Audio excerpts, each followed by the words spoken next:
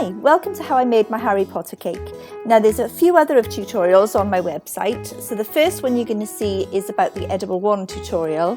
So basically I had a lovely cake going out and I thought I'd show you some of the bits and pieces on how I did it. So obviously the tutorials are longer than you can see here. So I'm just showing you a quick snapshot of the wand one. I really love this. It was completely edible and it was Saracino chocolate flavoured paste and it's delicious. The next one was the sorting hat. Now this one I used rice cereal treats for the inside, carved it away, and then I used Renshaw's chocolate flavoured sugar paste for the covering because it was absolutely perfect. It's got the great colour and when you stretch it, it changes colour as well. The tools you can see there are by the Cake Duchess and they're really heavy duty, really good quality tools. See what I mean about that colour? So this tutorial is obviously a lot longer, so you can head on over and have a little look at that. I'll pop the links in for you. But it was showing you exactly where I put the texture, what tools I used. It gives you the quantities as well, and it also shows you the colours that I used to paint it at the end.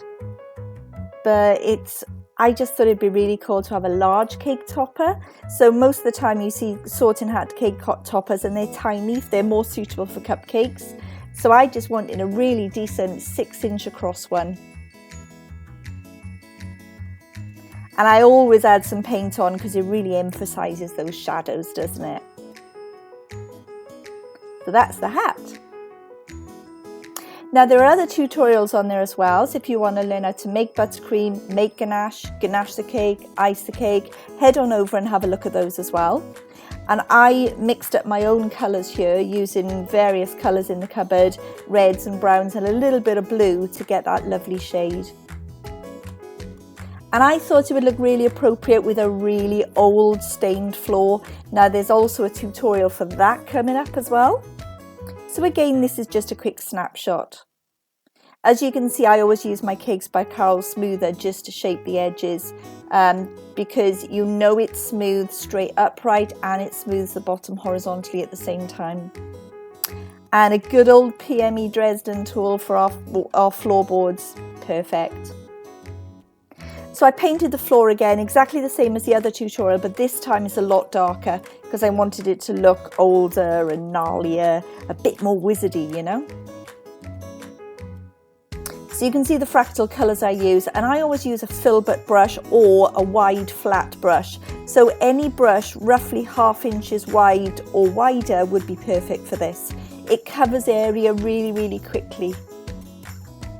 And keep your paints nice and runny as well. And then all of that lovely dark colour drips into the gaps and it just gives you a better finish. Don't just use the one colour, that's why I've got black and brown, because the black will just give it really old patches. And I also use a bit of kitchen roll and I dab off some of the colour occasionally as well. Now a ribbon cutter like the one I'm using here will really make life easier for you. So I'll pop the link onto that as well. And as you can see, I've mixed up a yellow and an orange to get a really lovely sunset yellow. So in order to get strips on there in exactly the right place, I use a spare piece. Can you see?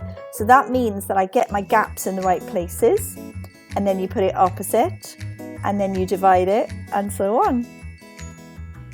I hand cut the lettering to look like Harry Potter writing as well. And here's time for a close-up. So hope you like it. Catch you soon. Bye.